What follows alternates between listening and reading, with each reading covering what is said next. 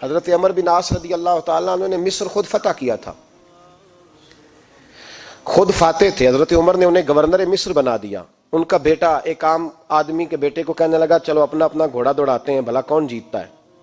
گھوڑے دوڑے، عام آدمی کا بیٹا جیت گیا. گورنر صاحب کے بیٹے نے درہ اٹھایا اور درہ اٹھا کر کے اس جیتنے والے غریب آدمی کی کمر پہ درے مارے. اس کو جب درے لگے تو بیٹے نے گھر آ کے باپ کو اپنی لہو لوہان کمر دکھائی. باپ کے دل میں بڑی قدر ہوتی ہے اولاد کی. درجے تو لوگ ماں کے بیان کرتے رہتے ہیں، لیکن جتنا باپ پیار کرتا ہے اس کا بھی تقاضا کوئی کر نہیں سکتا.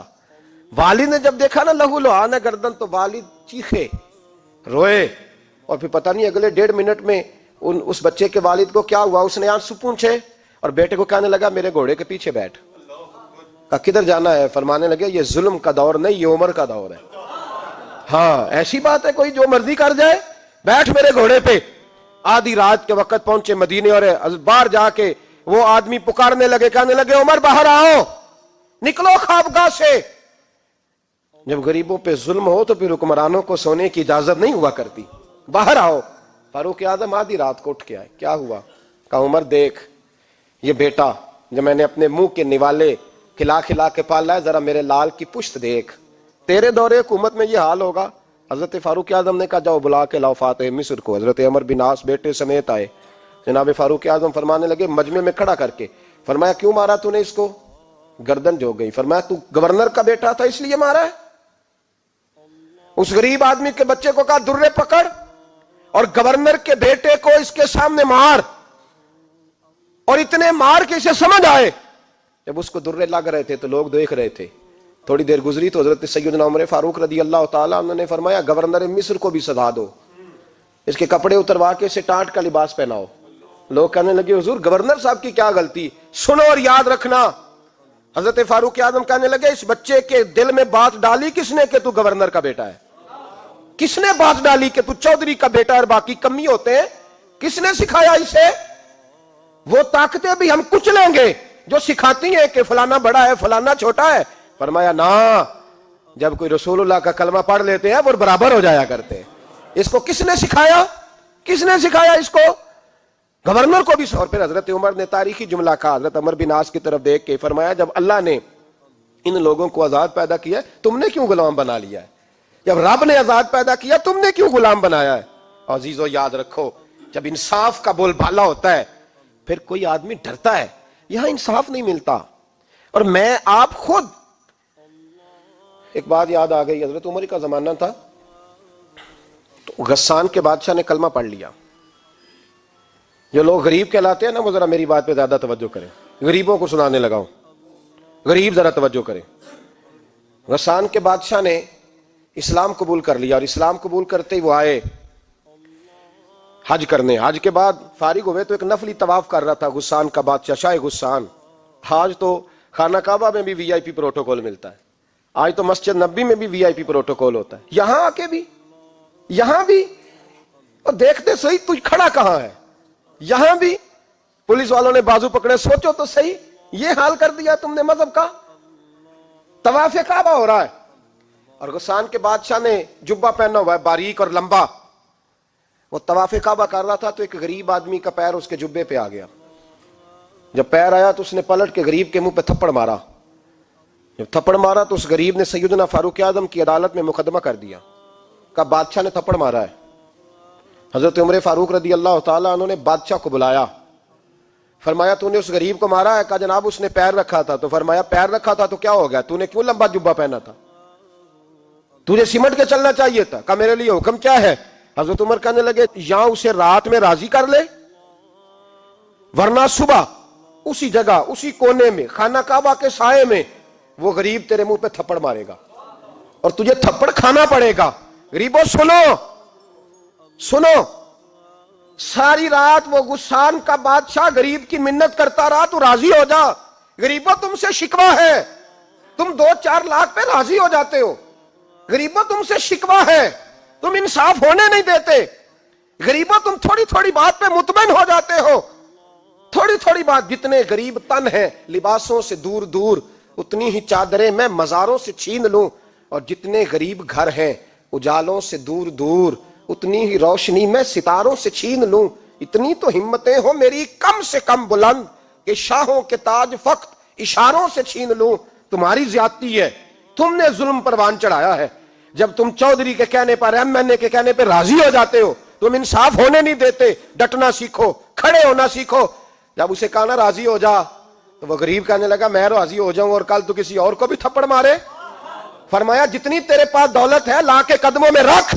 ہم دولتوں کی پرواہ اس لیے نہیں کرتے کہ ہم نے محمد عربی کا چہرہ دیکھا ہوا ہے. اب میری نگاہوں میں جچتا نہیں کوئی, اس لیے کہ جیسے میرے محبوب ہیں ویسا نہیں. تم اثر لینا چھوڑ دو, تم اثر بڑا لیتے ہو. ہاں تمہارے اوپر چیزیں اثر انداز ہوتی ہیں, اس لیے انصاف نہیں ہوتا. ڈٹنا سیکھو, کھڑے ہونا سیکھو. جو بھائی ڈٹ جاتا ہے نا وہ بڑے کمال کر جایا کرتا ہے. ساری رات مناتا رہا. حضرت عمر سے کہنے لگا وہ نہیں مانتا, تو جناب عمر کہنے لگا پھر تیاری کر لے. ہم بادشاہ نہیں دیکھیں گے, دولت نہیں دیکھیں گے, ہم رسول اللہ کا دین دیکھیں گے, ہم نبی پاک کا نظام دیکھیں گے. وہ بادشاہ رات کو دوڑ گیا, بھاگ گیا, جا کے عیسائی ہو گیا. لوگوں نے کہا اتنا قیمتی آدمی عمر نے ضائع کر دیا. فرمایا چپ کرو, میں نے کوئی چیز ضائع نہیں کی, میں نے تو اپنے رسول کا دین بچا لیا ہے. کوئی شے ضائع نہیں ہوئی. عدل جب تک, میں پھر کہوں گا, اس عدل کے نقصان میں ہر آدمی برابر کا شریک ہے. ہم عدل ہونے نہیں دیتے, ہم عدل قائم نہیں کرتے. ہمارا تقاضا ہی نہیں کہ عدل ہو, ہم اپنے آپ کو عدل کے لیے پیش ہی نہیں کرتے, مزاج ہی نہیں. حضرت علی المرتضیٰ ایک جری انسان تھے, اور وہ علی تھے جن پر انسانیت رشک کرتی ہے. اور مولا علی وہ ہستی تھے کہ میرے مصطفیٰ کریم صلی اللہ تعالی علیہ وسلم نے فرمایا اس کے دیدار کو تو فرشتے بھی آیا کرتے. نا بڑا آدمی, اور پھر امیر المومنین خلیفۃ المسلمین حضرت علی. خود مولا علی نے حضرت قاضی شریح کو قاضی بنایا, چیف جسٹس بنایا, اپنے ہاتھوں سے تعیناتی کی. حضرت مولا علی رضی اللہ تعالیٰ عنہ کی زرہ گم ہو گئی. کافی دیر گزر گئی تو ایک یہودی کے پاس وہ زرہ آپ کو نظر آئی. حضرت علی نے ڈائریکٹ اس سے چھین نہیں لیا, حالانکہ امیر المومنین تھے. ہمارے ہاں ڈنڈا بھی بڑا چلتا ہے نا, جو طاقتور ہوتا ہے وہ تو تھانے جاتا ہی نہیں, اس کو ضرورت نہیں, اس نے تو بندے رکھے ہوئے ہیں, اس کو تو پتہ ہے کام کیسے لینا ہے. لیکن حضرت علی نے آئینی رستہ اختیار کیا, قانونی رستہ. قاضی صاحب کی عدالت میں مقدمہ کیا کہ فلاں یہودی کے پاس میری زرہ ہے اور وہ چوری ہو گئی تھی, گر گئی تھی, گم گئی تھی, مجھے دلائی جائے. قاضی صاحب نے بلا لیا یہودی کو, امیر المومنین بھی کٹہرے میں. قاضی صاحب کہنے لگے اس سے کہ زرہ تیری ہے؟ اس نے کہا جی میرے پاس ہے تو میری ہے. قاضی صاحب کہنے لگے حضرت علی سے گواہ آپ کو دینے پڑیں گے کیونکہ مقدمہ آپ نے کیا ہے, اگرچہ وہ امیر المومنین ہے. توجہ ہے بھائیوں کی, سمجھ آ رہی ہے باتوں کی؟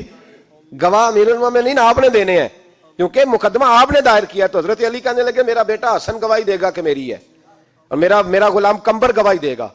قاضی صاحب کہنے لگے حضور ان کی گواہی درست تو ہے پر میں نہیں تسلیم کرتا, اس لیے کہ بیٹے تو باپ کے حق میں بولا ہی کرتے ہیں, نوکر تو آقاؤں کے حق میں بولتے ہی ہیں. جائیں کوئی غیر جانبدار بندہ لے کے آئے جو گواہی دے.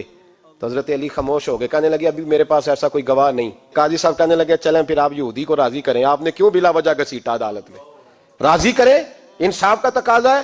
تو حضرت علی قریب گئے, کہنے لگے بھیا ناراض نہ ہونا, زرہ تو میری ہے, ناراض نہ ہونا, میں نے غلط مقدمہ نہیں کیا. وہ علیحدہ بات ہے کہ میرے پاس گواہ نہیں تو میں کوئی بے انصافی نہیں کر سکتا, تو میرے ساتھ چل تجھے کھجوروں کا حلوہ کھلاتا ہوں تاکہ تو راضی ہو جائے. وہ یہودی کہنے لگا میں نے قاضی صاحب کا انصاف دیکھا اور جناب علی کا انصاف کے لیے کھڑا ہونے دیکھا تو میں مولا علی کے قدموں میں بیٹھ گیا. میں نے کہا علی جب تیری یہ شان ہے تو محمد عربی کا کیا مقام ہوگا. میں نے کلمہ پڑھنا شروع کر دیا. دیکھیں نا تقاضا پورا کیا ہے حضرت علی نے.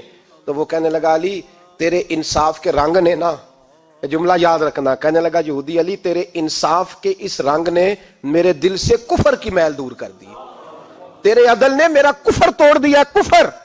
لیکن شرط دیکھیں نا, غریب آدمی ابو ایوب انصاری, ماڑے بندے, اب تو پیر اور مولوی بھی گنجائش نہیں نہ دیتا کسی کو بولنے کی. تو سیاست دان تو اللہ ہی کی پناہ, وہ تو پتہ نہیں کس طرح سوتے ہیں رات کو, اللہ ہی جانتا ہے. پتہ نہیں کس طرح اپنے آپ کو مطمئن کر کے وہ زندگیاں گزار رہے ہیں, خدا ہی بہتر جانتا ہے. حضرت عمر فاروق جیسا دلیر اور جرری آدمی جمعہ پڑھانے مسجد میں داخل ہوئے تو جناب ابو ایوب انصاری دروازے پہ کھڑے ہو گئے, کہنے لگے عمر تیرے نوکر نہیں, ٹائم پہ آیا کر, بڑی دیر سے کھڑے ہیں. کیوں دیر سے آیا ہے؟ بڑے جلالی تھے نا حضرت عمر, لیکن وہ جلالی اس وقت تھے جب کوئی ظلم کرتا تھا, اور ذات کے لیے جلالی نہیں تھے. کب وقت پہ آیا کر, کو ملازم نہیں تیرے. تو سیدنا فاروق اعظم منبر پہ چڑھے اور فرمانے لگے اللہ ابو ایوب انصاری کا بھلا کرے، جب تک اس طرح کے لوگ موجود ہیں کوئی بادشاہ بگڑے گا نہیں، اللہ اس کا بھلا کرے، اس نے میری توجہ صحیح۔ اور پھر عمر رو پڑے، رو کے فرمانے لگے مسلمانوں معاف کر دو، غلطی کوئی نہیں، میرے پاس کرتا ایک ہی ہے، اور عبداللہ کی ماں نے وہ دھو کے خشک ہونے کو ڈال دیا تھا۔